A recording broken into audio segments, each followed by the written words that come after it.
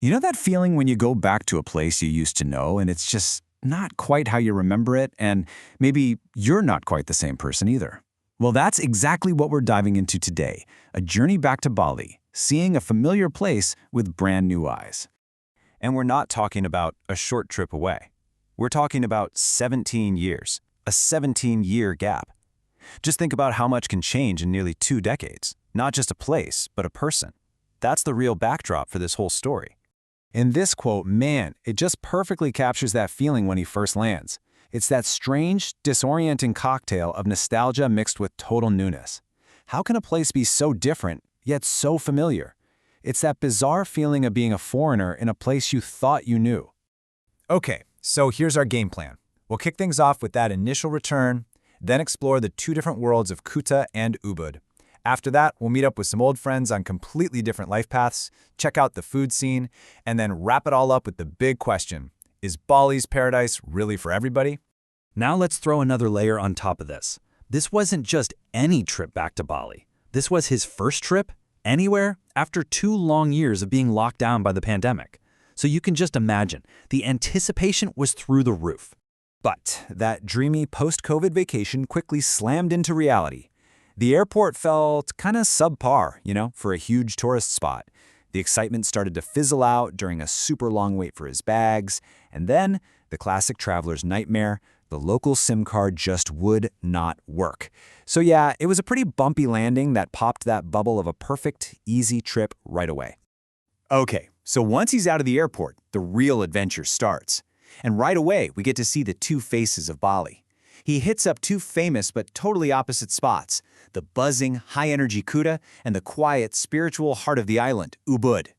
And the difference is just immediate. It's night and day. Kuta is almost unrecognizable to him. It's become this crowded commercial place with a new mall and even a wall built between the beach and the road. And then there's Ubud. It's the complete opposite. It's quiet, it's peaceful, it's serene. It honestly feels like he's on a totally different island. And you really get a feel for Ubud's character through his cousin, Andreas. He's this brilliant artist and photographer living a pretty quiet, secluded life. And it's so clear that Ubud isn't just a place he lives, it's a place that perfectly reflects who he is. It just makes sense. But this whole trip is about more than just places, right? It's about people. And reconnecting with old friends really shows how 2 lives can go in wildly different directions, even on the very same island. So first up, we meet Alvin, an old friend from school. His story started out in Yogyakarta, where he was an architect. But life, took him to Bali. And he didn't just find a new address. He found a whole new way of life. He fell in love with it, and 13 years later, he's still there. And this quote just says it all. For Alvin, Bali means freedom. It's the one place he can totally be himself. He's surfing, riding motorcycles, doing charity work, getting in touch with his spiritual side. He calls it a carefree life, one that's almost forever young. Of course, you can't really get to know a place until you've tasted its food. But our author's culinary tour of Bali turned out to be, well, a little bit of a mixed bag. So let's run through the tasting notes. The nasi tempong was a surprise hit. The chili was apparently fantastic. The crab meat noodles, pretty solid, tasted quite authentic. But the most famous dish of them all, the legendary Balinese babi guling, was actually overrated. Yeah. Good, but not amazing enough to make him want to go back for more. So after seeing the new Bali, reconnecting with his friends, and trying the food, it all comes down to this one central question. Is this island paradise really for everyone? If you ask Alvin, the answer is 100% yes. He's convinced that Bali's diversity is its superpower. You want to party on the beach? It's gotcha. You want a silent retreat in the mountains? No problem. He thinks there's a slice of the island that's perfect for absolutely everyone.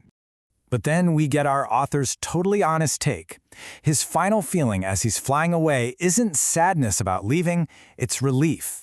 Relief to be going back to the super organized, predictable structure of his home in Singapore.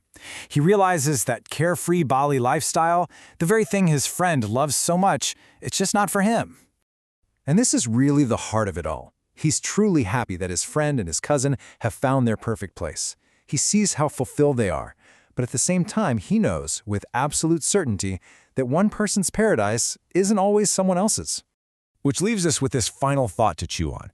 This whole journey kind of suggests that the idea of a universal paradise might just be a myth. So, is the perfect place some destination out there we have to find? Or is it really just a reflection of who we are on the inside? What do you think?